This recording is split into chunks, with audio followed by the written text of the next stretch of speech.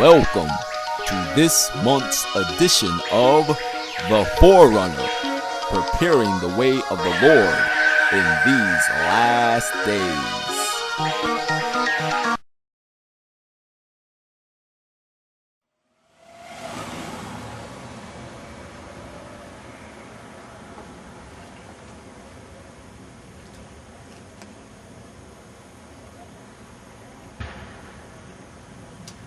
Hi, my name is Brother Christopher Hudson, and I want to welcome you to this month's edition of The Forerunner.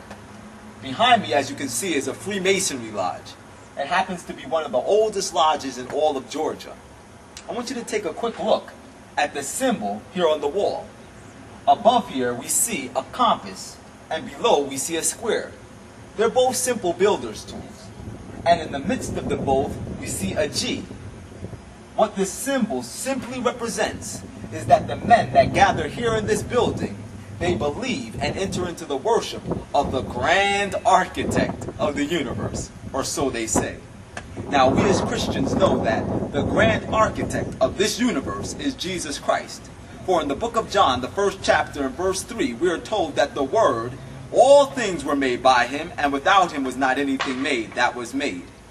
But unfortunately, most of these men ignorantly have engaged in the worship of Lucifer.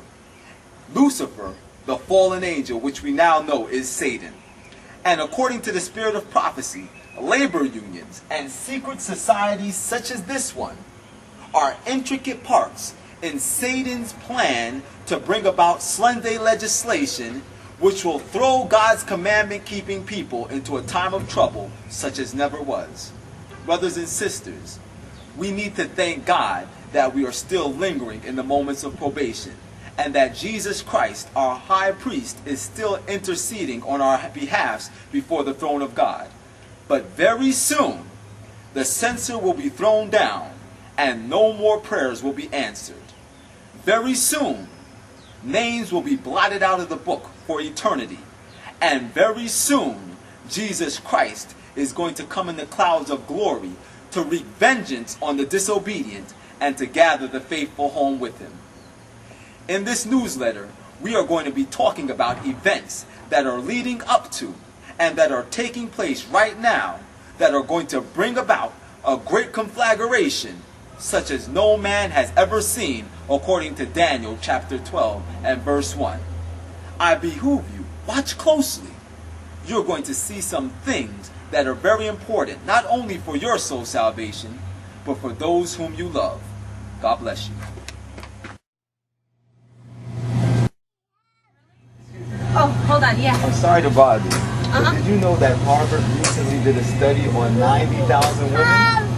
And they found that women between the years of 20, 30, and 40 that consume red meat, that they're at a higher risk for breast cancer in the next 12 years. How do you feel about that? Well, I don't eat very much red meat. It's for my husband, so hopefully he'll get breast cancer. Oh. Well, we hope that. Well, you know what? That's I guess that is bad because we usually eat meat almost every day. Right. I usually try to eat chicken more.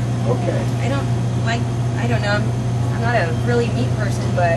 Well, are you one that believes in the Bible? I believe in the Bible.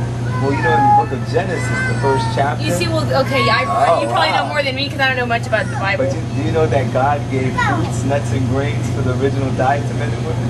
Oh, really? That's right. You know, they have studies that vegetarians actually live longer than meat eaters. I've heard that. Right. I've heard that. Well, try it, and God's going to bless you, all right? Thank you. Thanks a lot. Have a nice one. Hello? It's very amazing to know that God has given us a health message that can actually extend our lives.